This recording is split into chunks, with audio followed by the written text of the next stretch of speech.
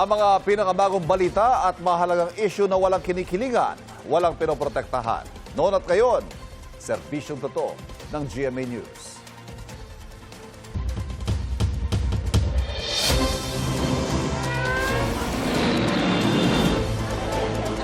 Sa ngayon po ay Pinsala. na ang mga unang balita. Bestado ang aabot sa 40 milyong pisong halaga ng smuggled na mga paputok sa Maynila. Yan ang unang balita ni Oscar Oida. Idineklarang ceramic cups at shelves. Pero nang buksan, mga paputok pala ang laman.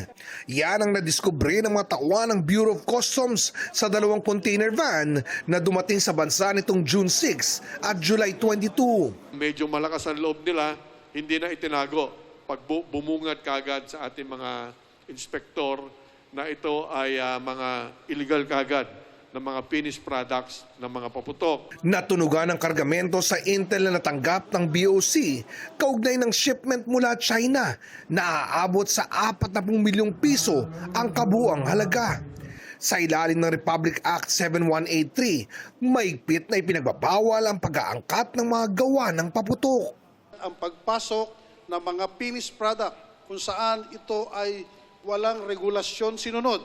Ito ay magdudulot ng kapahamakan sa ating mamamayan, lalo na sa mga kabataan, mga minor, na hindi alam ang panganib na idudulot ng mga paputok na ito.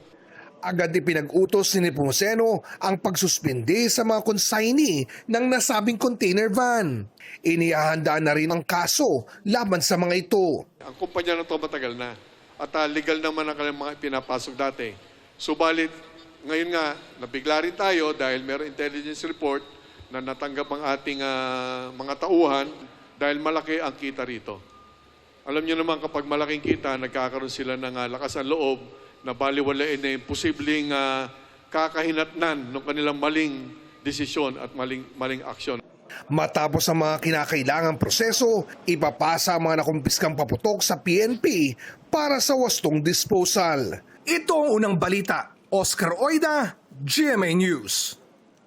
Bukod kay dating Senador Bong Revilla, itinuro din ni dating DPWH Undersecretary Roberto Bernardo ang ilang kasalukuyan at dating senador na kumita umano sa flood control projects. Pumalag naman ang kampo ni Revilla sa pahayag ni Ombudsman Jesus Crispin Remulla na mukhang natrabaho ang pagpiyansa ng dating senador. May unang balita si Maki Pulido. Umalma ang kampo ni dating Senador Bong Revilla sa komento ni Ombudsman Crispin Remulla nitong weekend na mukhang trinabaho kaya nakapagpiyansa ang dating senador. Ayon sa abogado ni Revilla, nababahala siya dahil kini-question ang integridad ng korte. Its expression of concern, it was more the effect that it has on the independence and integrity of the court. Pero ang mga mahistrado ng Sandigan Bayan 3rd Division na pumayag na makapagpiyansa si Revilla sa kasong malversation of public funds, hindi na pinatulan ito. Si Associate Justice Ronald Moreno hindi raw na-offend. Kung anuman daw ang ipinapahiwatig ni Remulla, giit ni Moreno, hindi siya natatakot at pinaninindigan niya ang resolusyon. Sa loob daw ng mahigit 2 dekada niya sa hudikatura, ni minsan hindi siya nakusahang na impluwensyahan ng pera o panggigipit ang ibinaba niyang desisyon. Hindi rin ito minasama ni Associate Justice Fritz de los Santos na bumotong pabor sa pagpiyansa at nagsulat ng resolusyon. Alam daw niyang hindi isang popularity contest ang pagdedesisyon sa mga kaso at tanggap niyang bahagi ng kanilang trabaho ang mga ganitong reaksyon. Tanging si Associate Justice Chairperson Carl Miranda ang hindi pumabor na makapagpiyansa si Revilla. Giit ng mahistrado, ginagabayan daw sila ng moto ng Sandigan Bayan na honor, integrity at accountability. Pare-pareho raw sila ng tinitingnang ebidensya pero maaring mula sa magkakaibang anggulo. Nang magpatuloy na ang pagdinig, ibinalik ng prosekusyon bilang testigo si dating DPWH Undersecretary Roberto Bernardo. Sa kanyang testimonya, sabi ni Bernardo, si Revilla ang lumapit sa kanya para humingi ng kickback na 25%. Una raw siyang nag-deliver ng aabot sa 90 million pesos first quarter ng 2024 matapos maisabatas ang General Appropriations Act o ang National Budget. Humingi na rin daw si Revilla ng alokasyon ng budget para sa mga proyekto mula kay dating DPWH Secretary Manny Bonoan na aabot ng 2 billion pesos mula sa 2024 at 2025 national budget. May pagkakataon daw na naganap ito sa meeting sa Senado habang isinasagawa ang budget deliberations. Dagdag ni Bernardo, bilang proponent ng proyekto, inaasahan na ng legislator ang commitment o kickback. Sabi niya, halos lahat ng mga mambabatas may mga alokasyon, maliban daw kay Senator Ping Lacson. Nang tanungin ng mahistrado si Bernardo kung sino pa ang sinerbisyohan niya, itinuro ni Bernardo sina dating Senator Nancy Binay, Senators Cheese Escudero at Jinggoy Estrada. Humihingi pa kami ng pahayag ng mga nabanggit na mambabatas, pero dati na nilang itinanggi ang mga paratang na tumanggap sila ng komisyon mula sa mga proyekto. Ito ang unang balita, Maki Pulido, GMA News. Inulan ang ilang bahagi ng Metro Manila kaninang madaling araw. Dulot po yan ng hanging habagat na pinalalakas ng bagyong Maymay. At live mula sa Quezon City, may unang balita. Si Jomer Apresto. Jomer. Ivan, good morning. Mula sa malakas na pag-ulan kaninang madaling araw, halos ambon na lang ang nararanasan dito sa bahagi ng Quezon Avenue sa Quezon City. Pero base sa weather forecast ng Pag-asa kaninang alas 5 ng umaga, maulap na papawiri na may kalat-kalat na pag-ulan na may kasamang pagkulog at pagkidlat ang inaasahan sa Metro Manila hanggang mamayang alas 5 ng hapon. Bumuhos ang malakas na ulan sa Quezon City pasado alas 2 ng madaling araw kanina. May punto pa na halos mag-zero visibility sa bahaging ito ng EDSA Kamuning. Tumagal ng kalahating oras ang pag-ulan dahil sa nangyari, gutter deep ang baha sa EDSA northbound ng Quezon Avenue. Sa Maynila naman, nakaranas din ng malakas na ulan sa bahagi ng UN Avenue bandang alas 2:05 ng madaling araw kanina. Tumila rin naman agad. Hindi naman ito nagdulot ng baha sa Taft Avenue, Roas Boulevard at Espanya Boulevard. Bumuhos din sa Caloocan City ang malakas na ulan kaninang pasado alas 2 ng madaling araw. May kasama itong malakas na hangin sa bahagi ng 9th Avenue, Grace Park East. Wala namang baha sa mga kalsada sa lungsod gaya ng Rizal Avenue. Tumila rin ang ulan makalipas ang halos 20 minuto. Ayon sa Pag-asa, mga naranasang pag-ulan kanina sa Metro Manila ay epekto ng habagat na pinalalakas ng bagyong Maymay. Inabisuhan ng Pag-asa ang publiko na manatiling nakantabay sa mga anunsyo ng Disaster Risk Reduction and Management Office sa inyong lugar para malaman ang sitwasyon sa mga susunod na oras. Ivan, bagamat may pag-ambon, hindi naman pahirapan ang pagsakay ng mga commuter dito sa bahagi ng Quezon Avenue. Maayos din ang daloy ng trapiko sa lugar sa mga oras na ito. At yan ang unang balita mula dito sa Quezon City. Ako po si Jomer Apresto para sa GMA News. Isinusulong sa Senado ang pagtatakda ng price cap sa singil sa kuryente sa mga lugar na isa sa ilalim sa state of emergency o calamity. Naghain ng panukala si Senador Risa Ontiveros kaugnay niyan bilang pag-amyenda sa Electric Power Industry Reform Act o EPIRA. Sa Senate Bill 2361, inirekomenda na bigyan ng kapangyarihan ng Pangulo na magtakda ng price cap para maiwasan ang electric bill shock sa panahong may krisis. Kasabay nito ay pinapanukala rin magkaroon ng 70 araw na suspension sa disconnection o pagputol ng supply ng kuryente sa mga consumer na hindi nakakabayad. Tinalakay sa Malacanang kahapon ang rekomendasyong dagdagan ng fuel subsidy sa mga pampublikong sasakyan ngayong mataas pa rin ang presyo ng mga produktong petrolyo. Ang desisyon naman sa hiling na dagdag pasahe nakabinbin pa rin. Narito ang aking unang balita.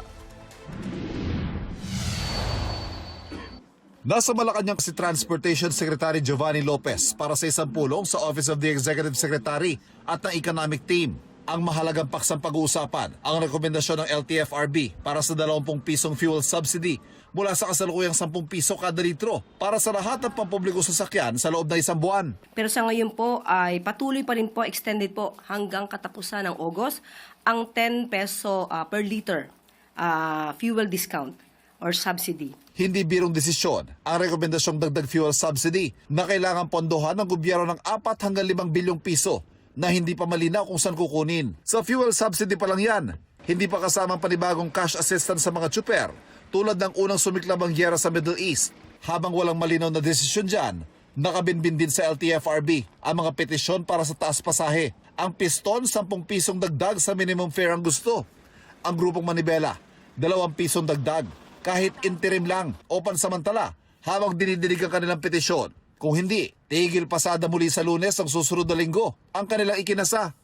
Ang sabi natin kay Chairman Vigor Mendoza ay hindi na talaga kinakaya ng mga tsuper at operator yung sobrang bigat na pasanin dito sa mga produktong petrolyo. Sa tuwing may petisyon para sa taas pasahe, ang inflationary effect o ang epekto sa presyo ng mga bilihin ang isa sa mga pangunahing isinaalang-alang.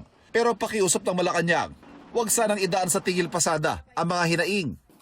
Hindi ito ang sagot sa mga ganitong klaseng issue dahil mas mahihirapan lang din po ang ating mga commuters sa gagawin ganitong klaseng aksyon. Handa naman daw ang gobyerno sakaling ituloy ng Manibela ang kanilang tigil pasada. Ito ang unang balita. Ivan Merina, GMA News. Huli kam ang pagsemplang ng isang motorsiklo matapos mabangga ang isang tumatawid na aso sa Talisay, Batangas. Tumilapon sa kalsada ang 2 sakay ng motorsiklo na nagtamo ng mga sugat sa katawan. Nakatakbo naman palayo ang aso. Rumesponde ang Municipal Disaster Risk Reduction and Management Council sa insidente pero tumanggi magpadala sa ospital ang mga biktima. Dineklara ng lokal na pamahalaan ng Zamboanga City na may dengue epidemic sa kanilang lugar. Kasunod yan ang pagtaas ng bilang ng mga nagkakadengue sa lungsod. Batay sa datos ng Zamboanga City Health Office, 39 na barangay ang apektado. Umabot na ang bilang ng dengue cases sa mahigit 1,000 mula Enero hanggang nitong Hulyo. 12 naman ang naitalang nasawi na karamihan ay mga bata. Paalala ng Department of Health na gawin ang 5S para iwas dengue, i-search and destroy ang mga pinamumugaran ng mga lamok, seek early consultation lalo na kung may sintomas ng dengue gaya ng mataas na lagnat, pananakit ng ulo at katawan at namumulang rashes o pantal. Secure self-protection o magsuot ng long sleeve na damit, pantalon at gumamit ng mosquito repellent. Support fogging and spraying sa mga lugar na may mataas na kaso ng dengue at sustain hydration o uminom ng maraming tubig. Isang sawa ang nahuli sa loob ng isang bangko sa Tagbilaran, Bohol. Ayon sa Bureau of Fire Protection Tagbilaran, maingat ang ginawa nilang paghanap at pagligtas sa sawa kahapon. 1 metro ang haba ng sawa na isang reticulated python. Nang mahuli, isinilid ito sa sako at dinala sa local wildfire authorities na siyang magsusuri bago ito muling pakawalan sa gubat. Wala namang napaulat na nasaktan sa mga empleyado at kliyente ng bangko. Nagtagisan ng galing sa pagsusurf ang maraming fur babies sa taunang World Dog Surfing Championship sa California sa Amerika. Isa sa mga bumida ay ang French Bulldog na si Aiza. Ito na ay ikalimang taon niyang pagsali sa nasabing kompetisyon. Nonchalant si Aiza sa pag-surf hanggang sa pagdubog sa kanya ng fans. Ayon sa kanyang fur parent, nagsimula maging surfing enthusiast si Aiza nung ito'y 6 months old pa lang.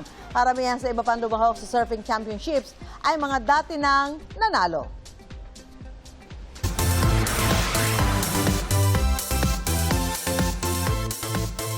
After ng successful run ng GMA Afternoon Prime Series na You're My Favorite Song, sasabak sa panibagong project sina Sparkle Stars, Caprice Cayetano at Clifford. Magsasama ang Capcord sa upcoming family drama na A Million Dreams. Excited ang dalawa lalo't makakatrabaho nila ang ilan sa mga bigating bituin sa industriya. Kabilang si Camille Prats My Mars, nabalik Afternoon Prime matapos magpahinga sa acting. Instant reunion naman ang show para kina Caprice at Gabby Eigenman na nagkasama na sa dating projects. Kasama rin sa A Million Dreams sina Angel Guardian at Diana Zubiri. Gayon din sina Juancho Trevino, Vanessa Del Moral at Lauren King sa direksyon ni Gil Tejada. Nice!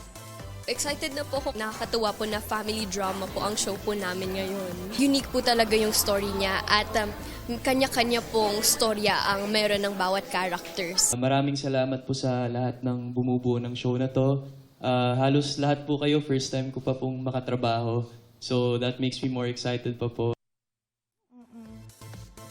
Oh, exciting and congratulations, kids! Samantala, ready na raw to share her unfiltered life si Miss Universe Philippines 2022, Celeste Cortesi. Hi, I am Celeste Cortesi. To be a CEO, you have so much responsibility. Ipinasilip sa teaser ng Celeste Unscripted ang never-before-seen life ni Celeste as a beauty queen, entrepreneur at ang kanyang journey sa love and motherhood. Sa special screening ng 8-part docu-series, naging emosyonal si Celeste na tila ni-relieve ang lahat ng pinagdaanan sa kanyang buhay. Mapapanood ang Celeste Unscripted simula August 8, 10:30 p.m. sa GTV at August 15 sa GMA Live TV. I think it's a great show, and I'm just very excited for everyone to get more in my private life and really get to know me better.